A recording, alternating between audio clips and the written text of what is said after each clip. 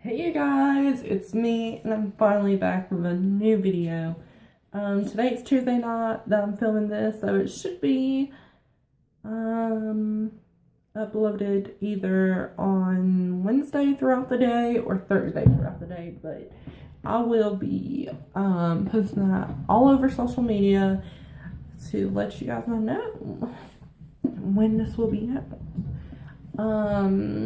But today's section is very, very weirdly interesting to me. And it is haunted dolls. Anyways,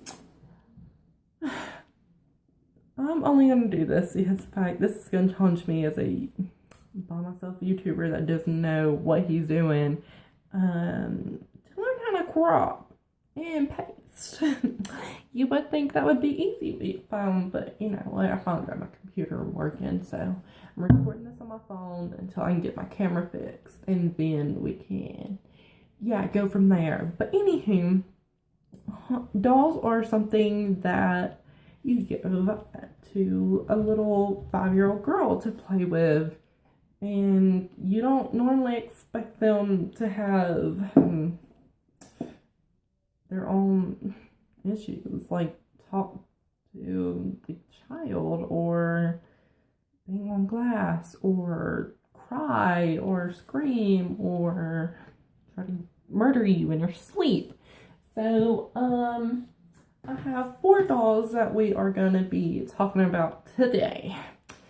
And 3 of the 4 are my personal favorites. So, yeah, we'll go ahead and get started with one of my favorites. That's Annabelle. Yes, she is real, but not exactly what you think of. It's not as dramatic. I'm sorry. But Annabelle really is the story at the beginning of The Conjuring. That's more of what Annabelle really is. There's nothing extra about it.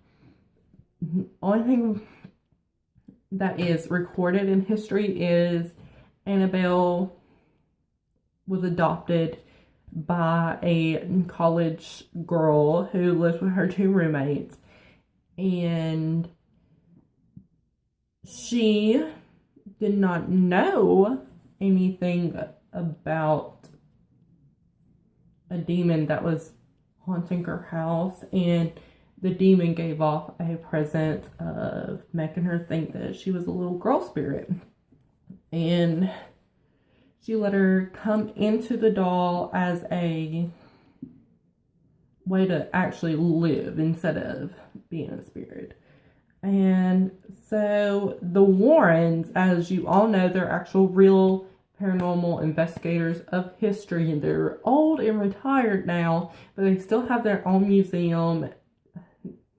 I don't think they live in their museum. I don't know. I didn't give them that much research of it. But the cool thing is, in their museum, they still have Annabelle, like, in the center in a glass case, and you can still see her. Annabelle is not what you think of whenever you see the movie. She does not look like that. She looks like your normal, typical Raggedy Ann doll. And that's really all Annabelle is, and it really did haunt me. Like, I am permanently scarred. I cannot look at a Raggedy Ann doll and be like, oh, it's cute. And now I look at it and I'm like, Annabelle, she's here. So, my life.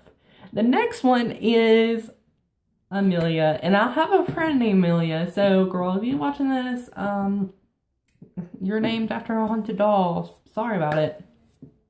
Amelia is actually not one of my favorites, but I go through eBay. I'm like the haunted eBay stalker. Like, I don't really buy anything that's really haunted on eBay because I don't trust it. For example, Amelia. She's a very, very suspicious doll, and I hope they figure out what's going on with her soon. And I will make a part 2 about this and let y'all know. But Amelia's story is quite interesting. I couldn't find the origin of where Amelia was, but the original buyer bought her off of eBay from an unknown source.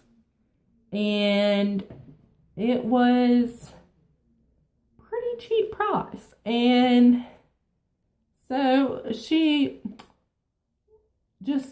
collect dolls. So the woman was like, "Oh, I'm in love with this doll. It's cute. Let me get it."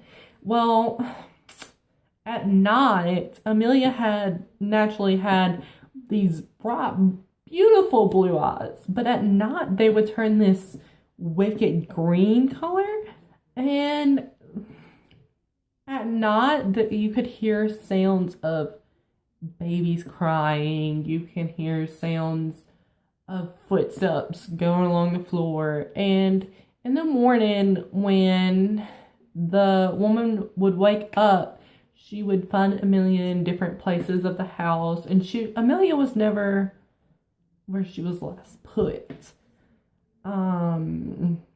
That would creep me out, but not shortly afterwards, she ended up selling Amelia on eBay again, and she actually went to where she belonged, to a paranormal investigator who works with her on a daily, and I don't know what they do. Quite frankly, I just know they just do hauntings, but hopefully they do Amelia some justice. And last but not least, well, actually I have two more, but Robert the doll. OMG, I have a list. I could write a book about him. He is probably one of the most dangerous dolls. Probably one of the most dangerous dolls in the whole haunted doll world. It all started in the 1800s, and where he was bought for a little boy, and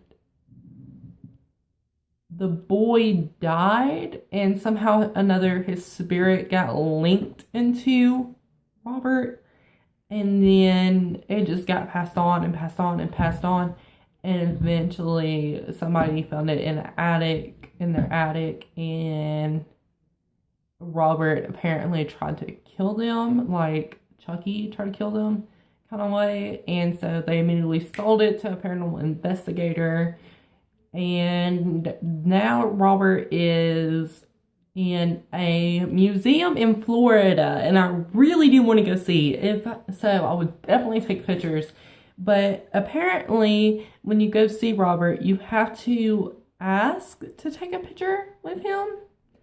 If not, supposedly he's supposed to haunt you in your dreams at night.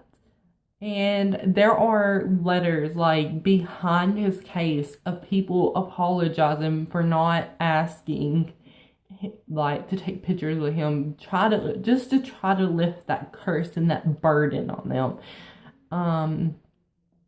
And so if you ever see Robert the doll, and trust me, you would know what he looks like. He is very creepy looking. Make sure you ask before you take a picture, because if not, you're gonna be cursed. And lastly but not least, I just found out about her today. I just heard about her, did tons of research, and I am still freaked out about it. And that is Patty the doll. Oh my Jesus, she is creepy.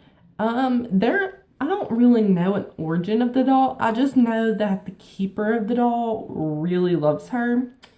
And only thing I know is, and I will also give you an update about her, but only thing I know about Patty is she's crazy. She every time her owner will post a picture or a video of her on YouTube or any social media, there has been a record of 80 people, and just to see one picture, 80 people have gotten sick just by looking at Patty. And Patty is really not that creepy looking, but every time I looked at her, I didn't get sick feeling, but I got chills, like cold chills ran all up and down my body each and every time I looked at her. And I've been having a really bad headache all day, but it seemed like every time I would look at her, my headache would get worse. And I'm not the only one that had headache symptoms because of it. There's other people in that 80 of those 80 people that seen her that did it, and it's just crazy. Like, if you, I recommend seeing her. She's just now getting popular, so most likely you will see her. Comment below what happens to you whenever you look at her, because everybody's different, but mainly it's just sickness. You supposed to just feel sick. And that's about it about the Patty doll. So that's it for this episode. If you really did like this, which I hope you do, leave a comment of what you would like to hear me talk about next. Either it's paranormal wise, life wise, doing something crazy like a challenge wise, makeup tutorials. Girl, I can do anything. Just let me know what you think though. I'm gonna try to crop these and try to put pictures of each and every doll I talk about as I talk about them. And if I can get any more information on them by tomorrow, I will put them into the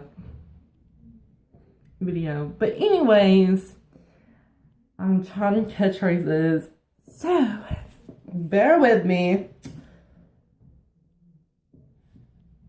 I am Jordy. You are loved. Now, bye, Felicia. Get out of my face.